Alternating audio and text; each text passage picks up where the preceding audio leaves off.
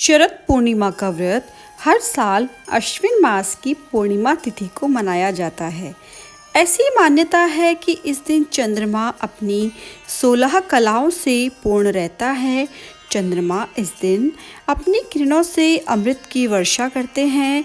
शरद पूर्णिमा को कोजागरी पूजा भी कहा जाता है और इस दिन चंद्रमा की किरण जिस भी वस्तु पर पड़ती है उसमें अमृत का संचार हो जाता है, इसीलिए इसे शरद पूर्णिमा भी कहा जाता है। शरद पूर्णिमा की व्रत कथा इस प्रकार है।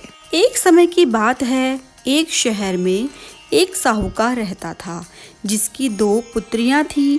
दोनों बेटियां धार्मिक स्वभाव की थीं और प्रतिदिन भगवान विष्णु की पूजा करती थीं और पूर्णिमा का व्रत भी करती थी।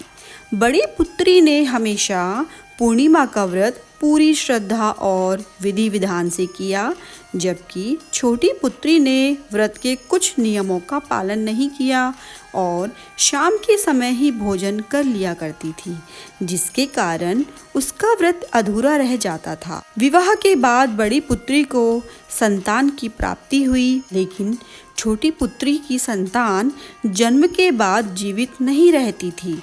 अपनी संतानों के मृत्यु से वह बहुत दुखी रहती थी और उसने किसी पंडित से इसका कारण पूछा।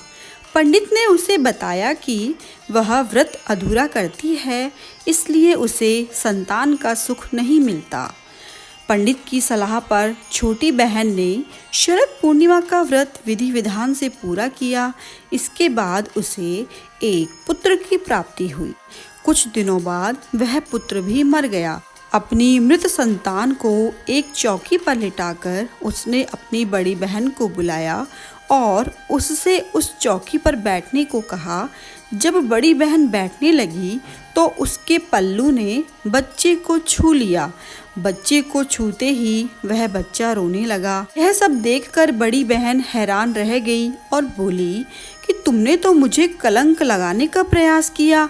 इस पर छोटी बहन ने बताया कि बच्चा तो मृत था, लेकिन तुम्हारे पुण्य और शरद पूर्णिमा के व्रत के प्रभाव से वह तुम्हारे स्पर्श मात्र से जीवित हो गया। इस घटना के बाद से छोटी बहन ने भी हमेशा शरद पूर्णिमा का व्रत पूर्ण विधि विधान से किया और सभी नगरवासियों को भी इस व्रत को करने की सलाह दी।